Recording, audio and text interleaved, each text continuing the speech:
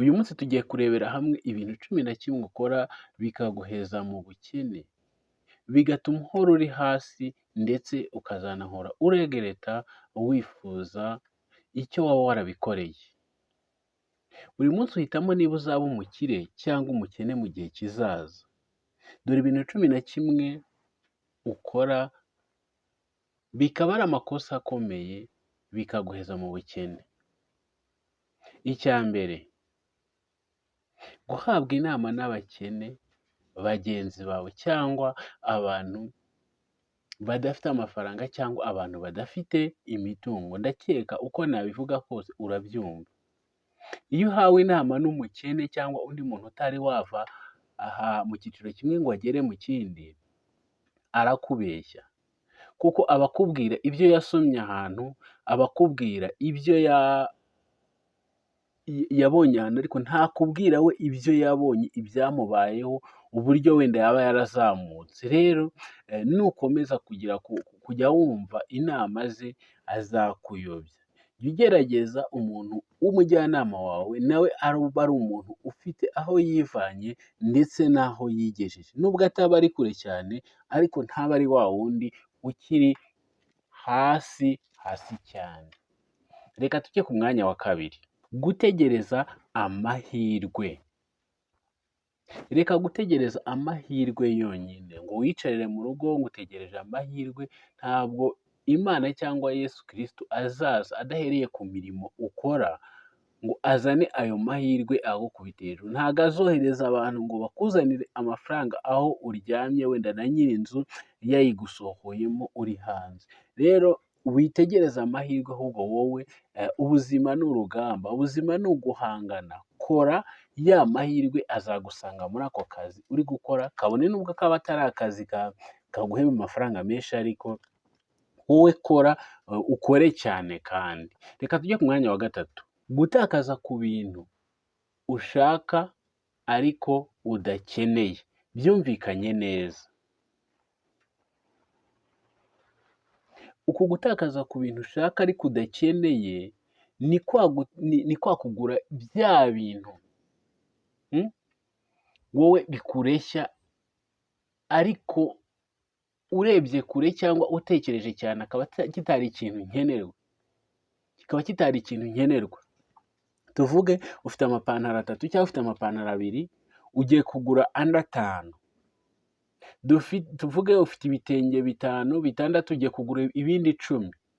Tuvuge ufite inkweto imiguru 2, ugiye kongeraho indi. Rero hari gutakaza ku bintu ushaka, bya bintu biri kukureshya, ariko muri make ese ushyize mu nyurabwenge, ese ibyo bintu koko wari ubikeneye?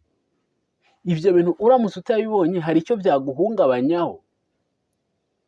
Rero iyo utakaje kuri bya bintu ushaka ariko udakeneye, bitari ibyangombwa kuri wowe, uko byagenda kose ntabwo uzigera utera imbere, kuko uzajya ukomeza utakaze kuri bya, kuko nta munsi n'umwe utazigera ushaka ikintu runaka. Rero jya ugura ikintu wumva ko ukeneye, ndetse cyanagira n'icyo kikunganira mu buzima bwawe.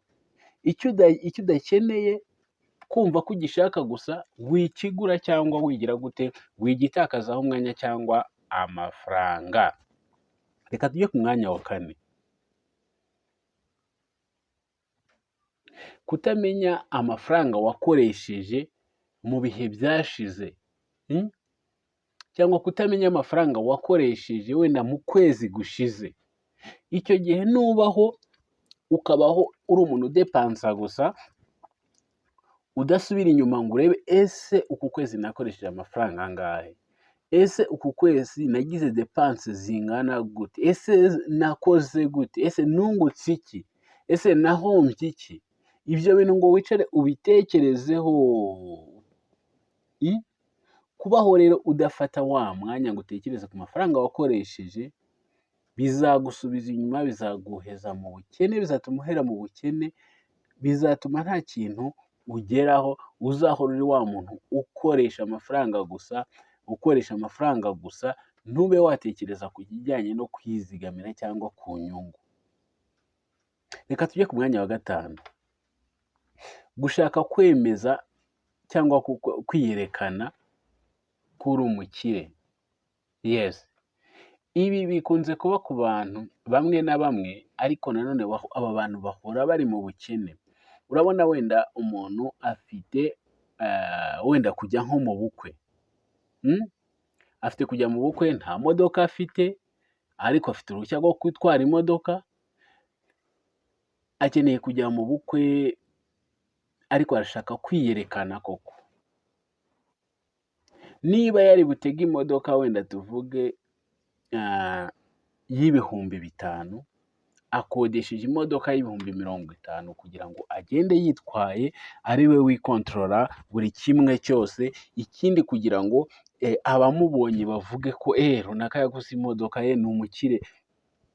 Icyo kintu hari n'ibindi byinshi ntavuze, ariko buri wese arabizi.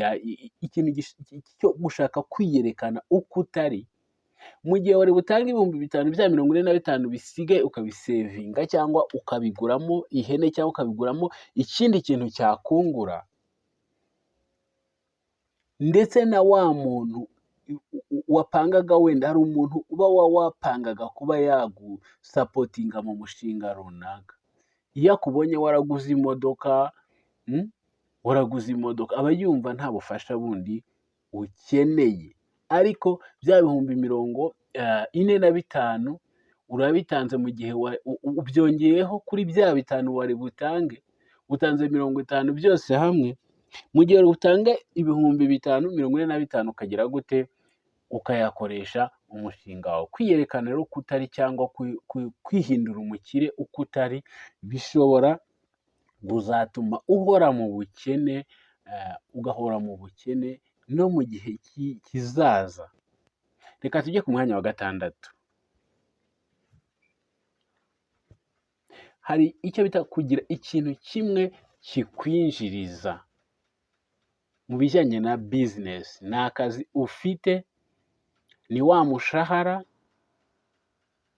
wenda si wa mushahara, ni ikindi kintu ukora, ariko si byiza kugira ikintu kimwe kikwinjiriza, kuko hari igihe icyo kintu gihura n'ikibazo kigahomba, ugasanga usubiye hasi cyane. Ikindi nanone, iyo hari ibintu byinshi bikwinjiriza, niho ubasha kunguka amafaranga menshi kandi ukazamuka. Urabona nk'umuntu ufite butike wenda irimo ibintu by'ubwoko 15 bwonyine, akenshi ntabwo ashobora kunguka nk'umuntu ufite butike yindi nini irimo ibintu by'ubwoko 100 hamwe, yunguka amafaranga 500, 300, 400, 200, gutyo gutyo. Iyo yateranyije usanga arimo arunguka amafaranga menshi cyane. Rero wigira ikintu kimwe kikwinjiriza, shaka n'utundi. Niyo mpamvu usanga umuntu afite papeteri, afite n'akaburanjeri, afite n'akazi k'ukwezi kamuhemba. Uwo muntu atera imbere byihuse cyane, kandi mu buryo biciye mu mucyo, atari ibi bidaciye mu mucyo. Biciye mu mucyo, ari ibintu bigaragarira buri wese. Reka tujye ku mwanya wa 7. Gutakaza igihe n'amafaranga mu minsi mikuru. Ni byiza ko twishimira cyangwa twizihiza iminsi mikuru yacu, yaba amaniverseri, yaba igihe twavukiye, cyangwa igihe twibuka umunsi runaka. Ariko nanone si byiza gutakazamo amafaranga menshi igihe tugishakisha ubuzima cyangwa amafaranga, igihe twumva ko igihe tudafite ahantu twageze. Twakagombye ibyo kubyishimira, tukabidepansamo amafaranga ndetse n'umwanya muri cya gihe twumva ko hari aho tumaze kugera. Ntabwo waba ufite uduhumbi 100 twonyine ngo uhite utujyana muri aniverseri udukoreshe, hanyuma ukwezi nigutangira uzatangire waka avansi salary boss wawe. Ntabwo ari byo namba. Niba ufite ibihumbi 100, wenda koresha aniverseri y'ibihumbi 10 byonyine. Nayo ni menshi, ubundi wagakoresheje na 5. Rwose uba utakaje umwanya wawe iyo ukishakisha, ndetse utakaje n'amafaranga, urabyumva. Reka tujye ku mwanya wa 8 twihuse. Kutazigama. kutazigama amafaranga. Iyo ukora waba uri umuntu wikorera cyangwa waba uri ukorera abandi ufite akazi k'ukwezi, ni byiza ko wizigamira kuko ntawe umenya icyo ejo hazaza hahatse. Ni ngombwa kwizigamira rero uko byagenda kose.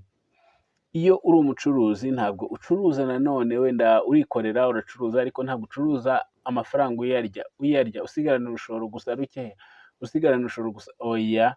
Niba uri umucuruzi wenda si ngombwa wenda kubika amafaranga menshi kuri banki, ariko gerageza ese muri bya bintu ucuruza hari uburyo ki urimo uragenda ubyongera wongera urushoro ndetse ukora n'andi mashami cyangwa ushora mu tundi tuntu. Kuzigama ntabwo ari ukubika kuri banki gusa, ariko ni ukugira ngo amafaranga ntagume muri cya kintu kimwe gusa cyangwa ngo uyabone inyungu uhite uyirya, ahubwo wowe niba unacuruza wenda inyungu uyizigame. Rero kutizigamira waba wikorera cyangwa ukorera undi muntu ni ikosa rikomeye rishobora kuguheza mu bukene iminsi yawe yose y'ubuzima. Twese reka tujye ku mwanya wa 9, imibereho mibi. Kunywa ibiyobyabwenge, inzoga, itabi. Hari uburyo ki iyo unywa inzoga, iyo unywa itabi, uba wumva uri mu munezero, ukumva umeze nk'umuntu wagezeyo.